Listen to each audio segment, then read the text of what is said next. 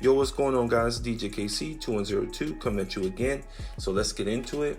I know you guys remember this. This is the Iron Man's whiteboard that he had detailing all his plans for the new map changes, the new POI. As you can see here on the whiteboard, there's the beacon, and then he also had the black hole location, as you can see here. This is very important because there's been some recent changes on the whiteboard, and now we have the battle bus, right? The battle bus is on there. The old whiteboard is gone. He erased it. Now he has new plans. So the new plans involve the battle bus. So the battle bus has like a reactive core at the top to help it float. It has like hover wheels on it to help it float. And then he also has this. I know a lot of people might have missed this. This looks just like the black hole logo or the drawing that he had on the previous board. So what my theory is that Iron Man is able to transport POIs from universe or dimension to dimension, right? So we already proved that. Now, this season will come to an end. The Marvel season will end. I don't believe that Marvel is going to stick around in the next season and that we're going to continuously have Marvel themed stuff, because I think a lot of people will grow tired of it. So if he's going to transport the battle bus with all the players in it, right? The players in the lobby, why would he do that, right? Unless it's to maybe a new dimension or maybe to the previous chapter 1. Here's a map of the chapter 1.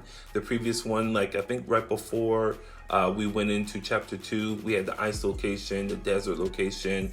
It's an iconic map. I know a lot of people wanted it to come back. I'm thinking it could come back, but we're not sure yet. But this whiteboard with the new black hole drawing on it, outlining the battle bus and everything, could be a great indicator as to what will be happening later on in the season or at the end of the season, maybe for end of season event. So keep your eyes peeled for that whiteboard and go look at it and check it out yourself if you want to look at it. So I think right now would be a great time to go ahead and plug myself. So if you haven't already subscribed, hit that subscribe button, right? It ain't gonna hurt nobody. Hit that like button. And if you don't already know, I do have a V-Buck giveaway on this channel. So go ahead and check it out. It should be one of my previous videos. So once we hit 500 likes, I'm gonna go ahead and give away 1,000 V-Bucks. So go check that video out. So the next thing, the MIDAS flopper. So earlier today, there was a bunch of people, including Sexy Nutella on Twitter, going over how the MIDAS flopper was in the game, right? There was some hot fix in the game files and MIDAS flopper was in there. However, there are now backups on that. So people are backing up saying, no, it's not actually the MIDAS flopper in the game, right? So Sexy Nutella stated he deleted his last tweet due to the MIDAS flopper due to the hotfix only being for Arena. So he's not the only one who talked about it. Also, Fire Monkey on Twitter also said that the MIDAS flopper spawn rate has always been 0.00004%, and that the hotfixes are wrong. So as far as he's aware, it's still disabled in the game. So it's not disabled. I mean, it is disabled in the game. It's not currently there. So don't go wasting your time trying to find the MIDAS flopper. I would hate for you guys to spend a couple of hours trying to find the MIDAS flopper, but and end up not being in the game. So don't do that. That's the big thing. So the next thing we have is from Mikey on Twitter, the competitive playlist update. The following have been vaulted: Boogie Bombs, Porta Forts, and the following items have been reduced to crash pad drop stacks. So Boogie Bombs in competitive, vaulted. Porta Forts in competitive, vaulted. And you can hold less of the crash pads now. Crash pads are very essential for a lot of the top tier players in competitive.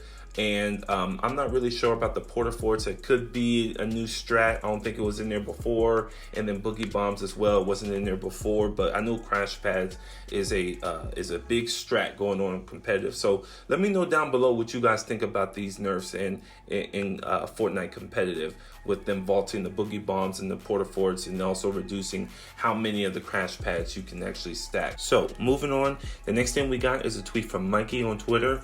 There's an update in the Apple versus Epic Games lawsuit. So he goes on to say Apple claimed that Epic's App Store lawsuit is because interest in Fortnite is declining.